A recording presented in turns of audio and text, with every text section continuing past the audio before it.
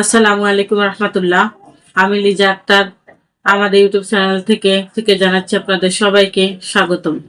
আজকের ভিডিওতে আমি আলোচনা করব আগর গাছের উপকারিতা নিয়ে। প্রিয় দর্শকবৃন্দ, আগর গাছের উপকারিতা জানতে মনোযোগ দিয়ে সম্পূর্ণ ভিডিওটি দেখতে থাকুন। আগর গাছ সুগন্ধি ও পারফিউম তৈরিতে এবং বিভিন্ন ধর্মীয় কাজে ব্যবহৃত হয়।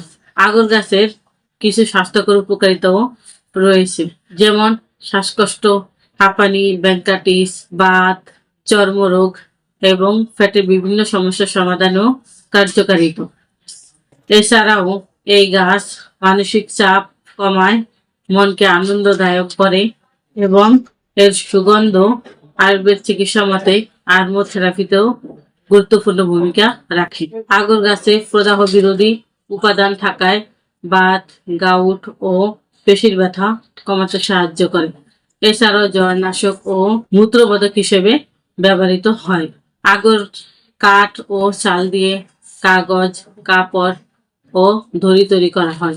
এছাড়াও এই আগর গাছের সুগন্ধি পারফিউম তৈরিতে খুবই জনপ্রিয়। প্রধান ব্যবহার: আগর গাছের জ্বালানি, আতর, পারফিউম তৈরিতে খুবই জনপ্রিয়। এছাড়াও এটি তেল, ওষুধ, চিকিৎসায় ব্যবহৃত হয়। এই গাছ তার নানা গুণের কারণে সে প্রাচীনকাল থেকে আয়ুর্বেদ ভেষজ ওষুধ হিসেবে ব্যবহৃত হয়। আয়ুর্বেদ চিকিৎসার কোনো পার্শ্ব প্রতিক্রিয়া নেই। আল্লাহর দেওয়া গাছগাছালির অনেক পুরানো রোগ নিরাময়ের ভূমিকা রাখে।